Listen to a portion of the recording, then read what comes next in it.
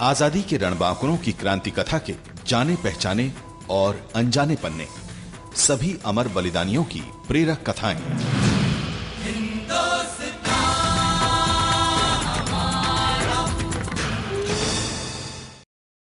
महारानी लक्ष्मीबाई की वीरता को अगर आज भी बेहद शिद्दत से याद किया जाता है तो उसका काफी श्रेय उस कविता को जाना चाहिए जिसकी रचना सुभद्रा कुमारी चौहान ने की थी।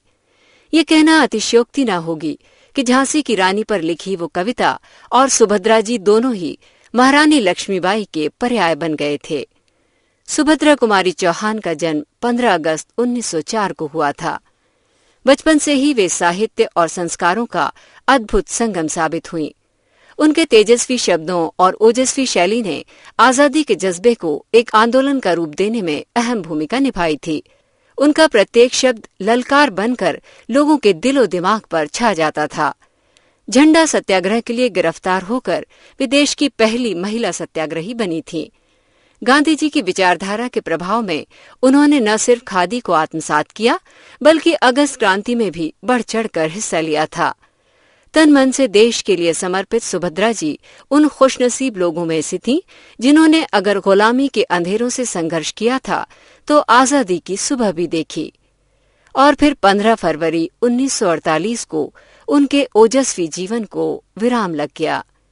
चिता की अग्नि में जलते उनके शरीर को देखकर वक्त ने शायद उनकी ही ये पंक्ति दोहराई हो, मिला तेज से तेज, तेज की वो सच्ची अधिकारी थी।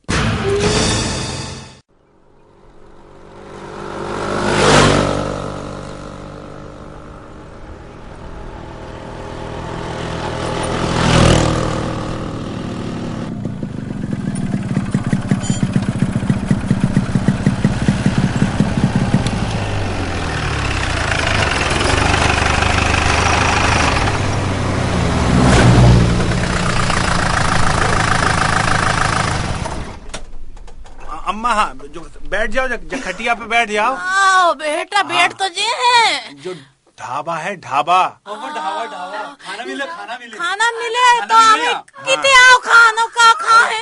रुक जाओ तो हाँ, आराम से अम्मा, आराम से। हाँ, जो खाट बैठ जाओ। जो ढाबा है, ढाबा खाना मिले खाना। हाँ, खाना। हाँ, कितने खाना हमें नहीं दिखा रहा हो खाना। अरे ऑर्डर देने पड़ा तो बैठ जाओ, हम बता रहे हैं। छोटू इते आओ। सब्जी। एक मिनट। हाँ, तुम्हारा नाम का जा बताओ।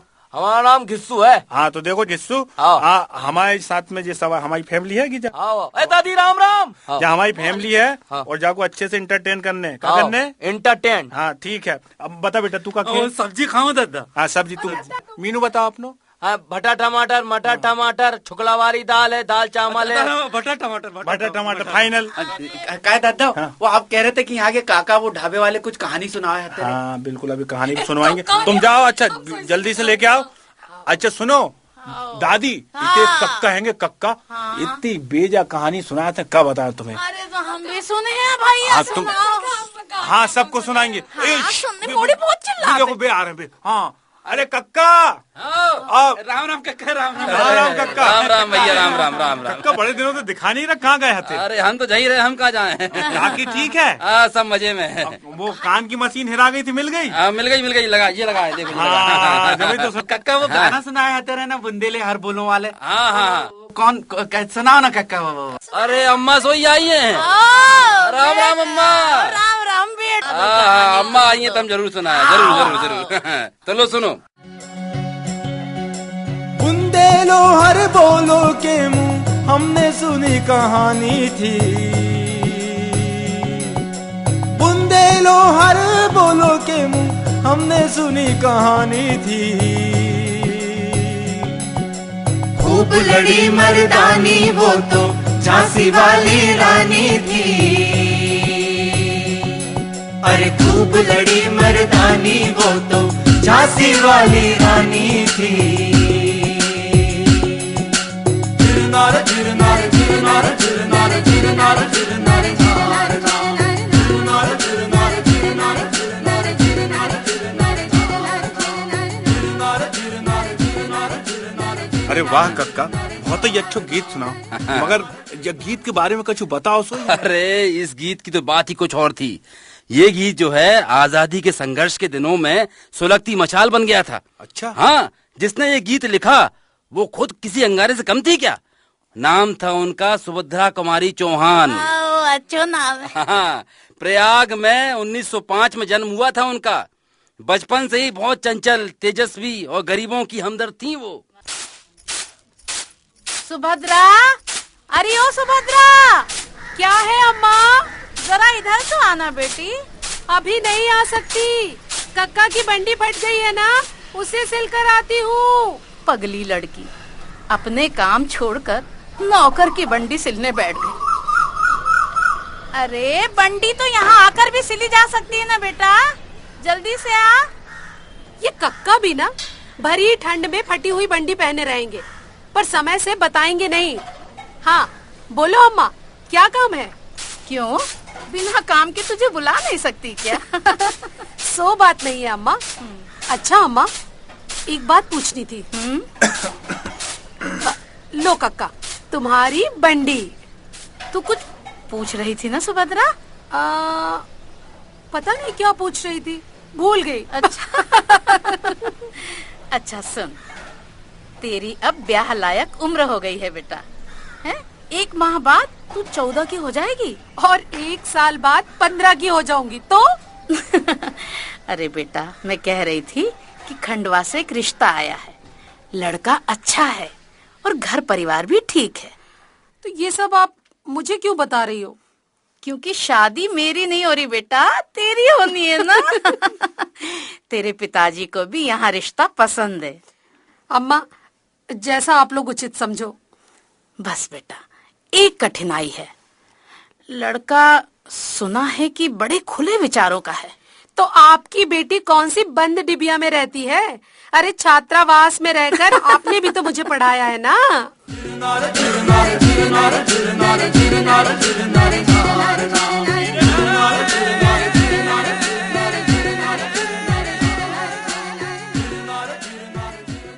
वाह कक्का, मजा तो बहुत आ रहा हो। अच्छा कक्का, वो मतलब सुभद्रा कुमारी की शादी हो गई? हाँ, लक्ष्मण सिंह चौहान, यही नाम था दूल्हे का जिसकी दुल्हन बनी सुभद्रा कुमारी। अच्छा, वैसे ये लक्ष्मण सिंह थे कौन? अरे लक्ष्मण सिंह को नहीं जानते? BA LLB पास एक वकील, रूढ़ी विरोधी थे, सुधारक और स्वतंत्रता सेनानी परिवार के। अरे शुरुआती दिनों में बड़ी विषम परिस्थितियों का सामना करना पड़ा था सुभद्रा को ससुराल में।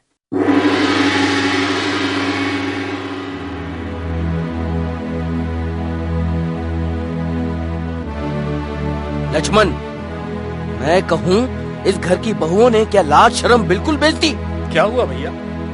मुझसे क्यों पूछता है? तुझे क्या दिखाई देना बंद हो गया है? ऐसा क्या हो गया घर में जो मुझे दिखाई नहीं दे रहा? क्यों, सिर उघाड़े घूमती तेरी दुल्हन क्या तुझे दिखाई नहीं देती?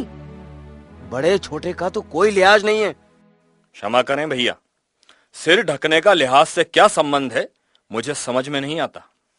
ओहो, शय इधर से है तभी तो, वरना बहू की भला इतनी हिम्मत कैसे होती कि हमारे सामने सिर उघाड़े घूमे?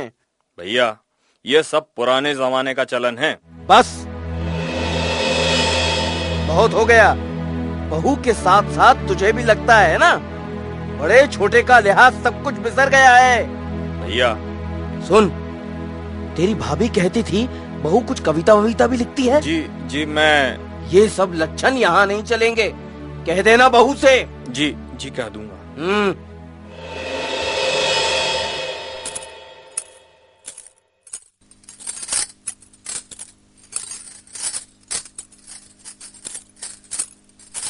आ गई महारानी साहिबा, क्या बताने की जरा कृपा करेंगी कि सवारी कहाँ गई थी? जी वो सब पता है हमें, अब रहने दो। क्या पता है आपको? देखो हमारा मुंह न खुलवाओ, बता देते हैं। हाँ, आप हमसे बड़ी हैं, जो उचित समझे हमसे कह सकती हैं। तो आपकी इजाजत है हमें? हम आपकी इतनी इज्जत करते हैं, फिर भी आप हमसे इतनी नाराज क्यों रहती हैं? इज्जत?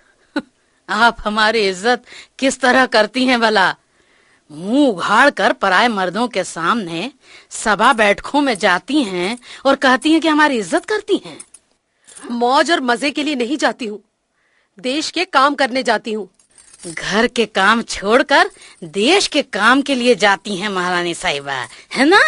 हा? देश को आजाद कराना है और ये हम सबकी जिम्मेदारी है और हम भी वही कर रहे हैं। तुम्हारी करतूतों ने समाज में हमारा जीना हराम कर दिया है। हमने ऐसा कुछ भी नहीं किया है जिससे परिवार की नाक कटे, और देश कार्य से हमें कृपा करके रोकने की कोशिश न करें। हाय हाय, हम तो भले घर की समझकर इसको ब्याह लाए थे।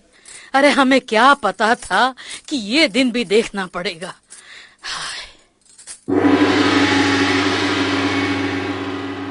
हाय हाय, घर की बहू मुंह धाड़े सभा सभा करती फिरे। तौबा तौबा तौबा तौबा तौबा। तो का सुभद्रा सभा उभा करा था थी का? अरे अम्मा जी, देश सेवा करने के कारण सुभद्रा ने घर परिवार में बहुत कुछ सहा।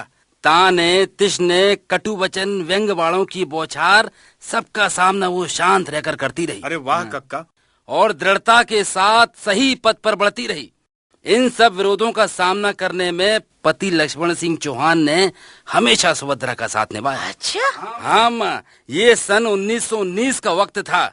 पति पत्नी दोनों अपनी पढ़ाई पूरी करने में जुटे थे, लेकिन तभी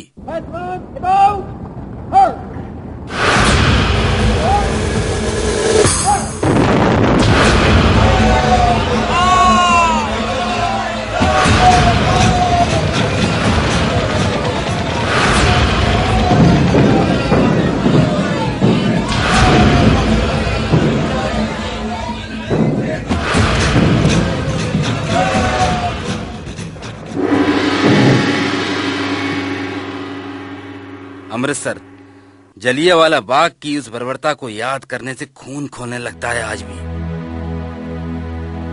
दमन करके हमारे आंदोलन को दबा देने का अंग्रेजों का सपना चूर चूर हो जाएगा। वहाँ हमारे भाई बहनों पर अत्याचार हुआ और हम लोग यहाँ क्या कर रहे हैं? मुझे तो सोच सोच कर ग्लानि होती है स्वयं पर। किस गलत समय पर मैंने एमए करने का फैसला लिया, और साथ में मुझे भी झोंक दिया इस पढ़ाई में। 2 ही साल में तुम मैट्रिक हो जाओगी। इस साल 9वीं और अगले साल मैट्रिक। मैट्रिक ज्यादा जरूरी है कि आंदोलन? दोनों। इस समय ज्यादा जरूरी क्या है? आंदोलन। तो मैं आज से और इसी क्षण से 9वीं की पढ़ाई छोड़कर असहयोग आंदोलन में पूरी तरह जुट जाऊंगी, बस।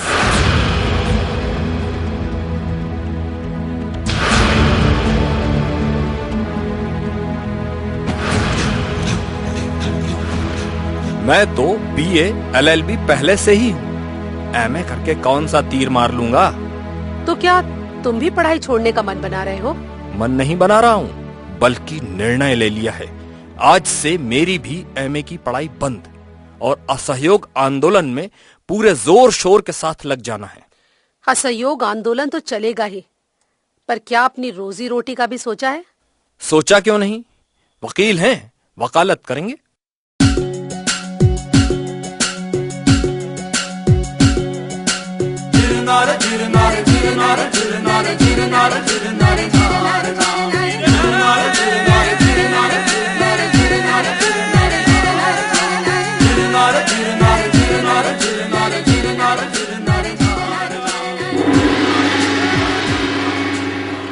कक्का, कहानी तो बहुत ही अच्छी चल रही है। मनो एक बात क्या बताओ कि लक्ष्मण सिंह चौहान की वकालत ठीक ठाक चलन लगी? हाँ हाँ बेटा, पति पत्नी दोनों पढ़ाई छोड़कर असहयोग आंदोलन में कूद पड़े और जीवन यापन के लिए वकालत करने लगे। पर भगवान की कृपा से वो भी ठीक ठाक चलने लगी। और जानते हो, जलियांवाला बाग में बसंत और राखी की लाज जैसी ओजस्वी कविताओं को उसी दौर में लिखा था सुभद्रा ने। अरे कलम की ऐसी धनी कि उसका हर शब्द, हर पंक्ति नौजवानों की नसों में आग भर दे। हाँ कक्का, ये बात तो आपने बहुत ही सही कही। हाँ बिल्कुल ठीक। ऐसे ही एक दिन। सुनती हो? जी, अभी आई। कोई दरवाजा खटखटा रहा है, देखना कौन है। कौन है? अरे डाकिया था। क्या लेकर आया था? तुम्हारे लिए 100 रुपए का मनी ऑर्डर लेकर आया था। अंग्रेज बहादुर ने भेजा है और लिखा है कि आंदोलन में जाना बंद कर दोगे तो और भेजूंगा। अरे तुम्हारे हाथ में तो लिफाफा है, किसने भेजा है बताओ तो जरा। लिफाफा मेरे नाम का है, आपसे मतलब? कोई मतलब नहीं हमसे, दफा हो जाओ यहाँ से और हमें केस पढ़ने दो। 2 दिन बाद सुनवाई है। पूछोगे नहीं कि किसने भेजा है? तुम्हें भेजा है, हमें क्या मतलब? जलन हो रही है ना? अच्छा सुनो, कानपुर से आया है, दैनिक प्रताप से, गणेश शंकर विद्यार्थी जी ने भेजा है। जोर से पढ़ो जरा, क्या लिखा है? बहन, बड़े भाई का आशीर्वाद स्वीकार करो। औपचारिक बातें लिखने में समय गंवाए बगैर संक्षेप में बस इतना लिख रहा हूं कि तुम्हारी जैसी देशभक्त मेरी बहन का पति इस समय देशभक्ति छोड़कर वकालत में कैसे? तुम्हारा बड़ा भाई गणेश शंकर। बहुत शर्म की बात है मेरे लिए, निजी स्वार्थ के कारण मैं देश सेवा को कैसे भूल गया। अरे भैया को कानपुर से चिट्ठी लिखकर मुझे मेरे कर्तव्य की याद दिलानी पड़े, ये मेरे लिए बहुत शर्म की बात है। मैं 1 मिनट में आता हूँ। कहाँ जा रहे हो? बाहर वकील वाला बोर्ड हटाने। आगे का विचार भी तो कर लो। उसकी आवश्यकता नहीं है। क्यों भला? जबलपुर से बहुत दिनों से बुलावा आया हुआ है कि आकर कर्मवीर का साहित्य संपादक का पद संभाल लूं। देर किस बात की है? कोई देर नहीं है, बस आज ही अपना बोरिया बिस्तर समेट लो, कल हम जबलपुर के लिए रवाना हो रहे हैं।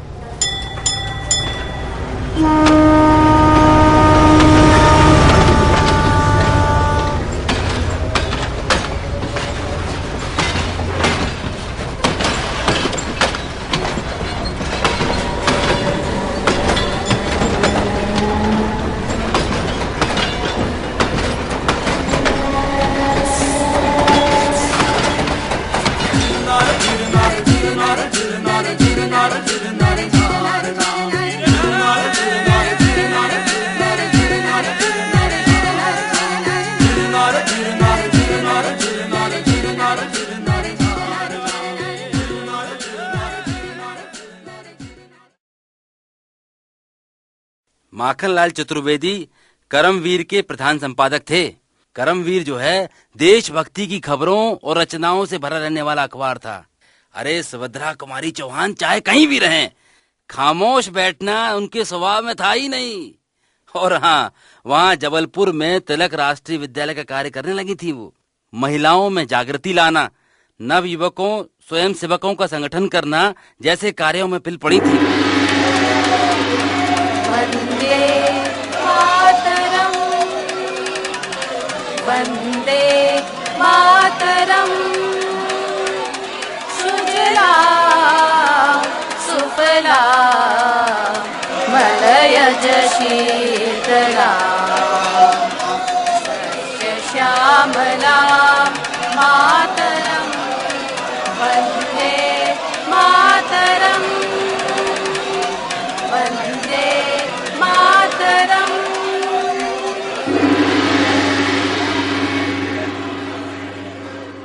तो अम्मा जी, जब माखनलाल जी गिरफ्तार हुए तो उनकी मुंह बोली बहन सुभद्रा कांग्रेस का काम करने लगी।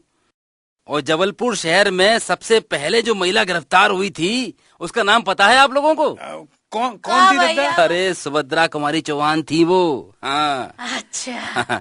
और ये बात अलग है कि बीमार हो जाने के कारण उन्हें जल्दी से रिहा कर देना पड़ा।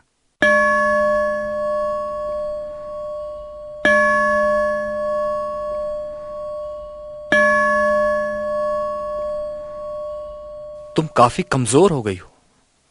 जेल के पौष्टिक भोजन को ये कहकर बदनाम ना करो। तो अब आगे क्या विचार है?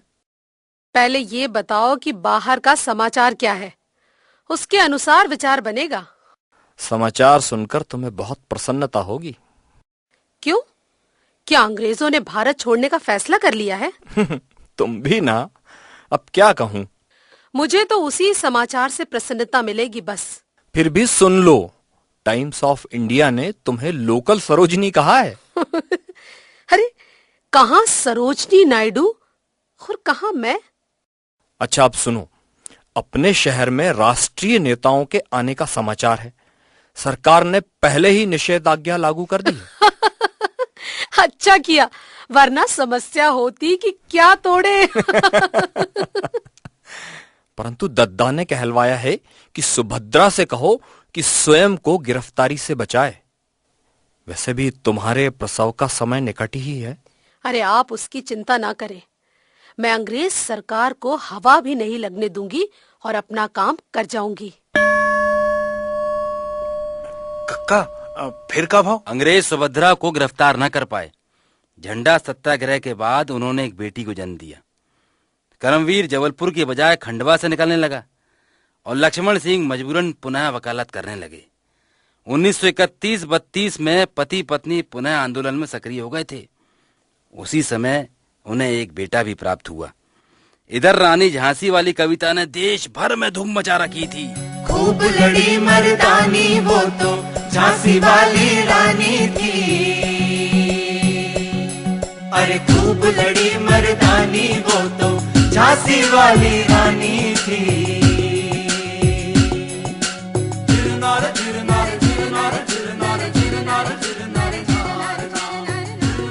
और हाँ भैया, 1932 में लक्ष्मण सिंह जेल में थे। अब कमाई का कोई सीधा जरिया शेष न था। पर उसी समय सुभाष चंद्र बोस ने रानी झांसी की कविता वाली बहन को कुछ आर्थिक सहायता भिजवाई थी। और इसी समय सुभद्रा की भेंट गांधी जी से हुई और 1936 में चुनाव हुए। और पता है अम्मा जी, उस दूसरी महिला के नामांकन में त्रुटियां निकलने से वो नामांकन खारिज हो गया और सुभद्रा निर्विरोध निर्वाचित घोषित की गयी। अच्छा, मानो वे जीत गई का? हाँ अम्मा, जीत गई वो। सुभद्रा कुमारी चौहान जिंदाबाद, सुभद्रा कुमारी चौहान जिंदाबाद।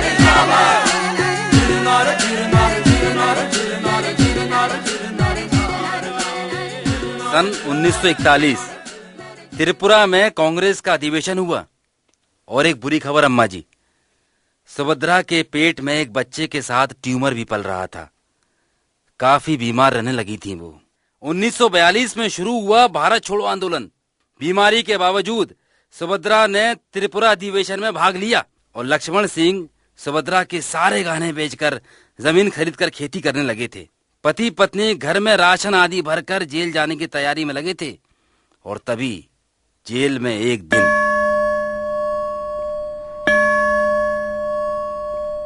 क्या बात है संगी जी? क्या तुमको पता है कि तुम्हारे पति भी जेल में है? हाँ पता है। शाबाश। बाप एक जेल में और माँ दूसरी जेल में, बच्चे घर पर अकेले। कैसी माँ हो तुम? मेरे बच्चों की चिंता करने के लिए धन्यवाद। और कुछ? अगर माफी मांग लो तो छूट जाओगी, बच्चों की ठीक से देखभाल कर पाओगी। हमारे बच्चे हमारे ही जैसे हैं। फिर भी संगी भैया, एक काम क्यों नहीं करते? कौन सा काम? हमारे बच्चों को अपने घर क्यों नहीं ले जाते? हमें भी फिक्र नहीं होगी। अपने बच्चे संगी मामा के यहाँ खुश रहेंगे और सुरक्षित भी। साहब ठीक ही कहते हैं तुम लोगों के बारे में। अच्छा, हम भी तो सुने भला कि क्या कहते हैं तुम्हारे साहब हम लोगों के बारे में। साहब कहते हैं ये लोग पागल हैं, इनको मुंह लगाना बेकार ही है। एकदम ठीक कहते हैं तुम्हारे साहब। अच्छा, अब ध्यान से सुनो। तुम्हारे पति ने कहलवाया है कि घर में बच्चे अकेले हैं, इसलिए माफी मांगकर घर चली जाओ। सच्ची? मेरे पति ने ऐसा कहलवाया है? और नहीं तो क्या मैं झूठ बोल रहा हूँ? तुम्हें भैया कहा है? इस बहन का एक संदेश अपने जीजा तक पहुंचा दोगे कि बच्चे उनके भी हैं, वे इसलिए चाहे तो माफी मांगकर रिहा हो सकते हैं और घर जा सकते हैं। लक्ष्मण सिंह को माफी वाला पूरा किस्सा पता चला तो वो सुभद्रा के जवाब से भारी प्रसन्न हुए। लेकिन पेट में ट्यूमर बढ़ने के कारण सन 1943 में उन्हें रिहा कर दिया गया। परिवार की माली हालत और सुभद्रा का स्वास्थ्य दोनों बड़े खराब थे। बड़ी बेटी सुधा के विवाह की भी चिंता थी उनको, लेकिन मुंशी प्रेमचंद के पुत्र और विख्यात लेखक अमृत राय ने वो चिंता भी दूर कर दी। कक्का, वो कैसे? अरे बिना दहेज गाजे बाजे के साथ ब्याह ले गए सुधा को। हाँ। पैरोल पर छूट कर आए लक्ष्मण सिंह ने हाथ से कथे सूत की 2 मालाएं आशीर्वाद स्वरूप बेटी दामाद को दी और वापस जेल चले गए। और फिर इसी बीच देश आजाद हुआ।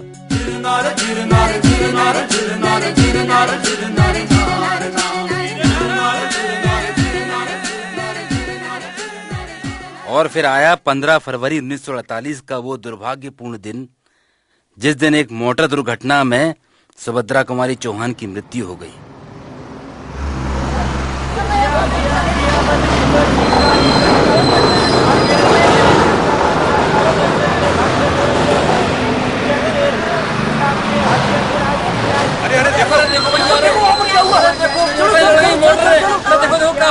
एक मिनट हटो।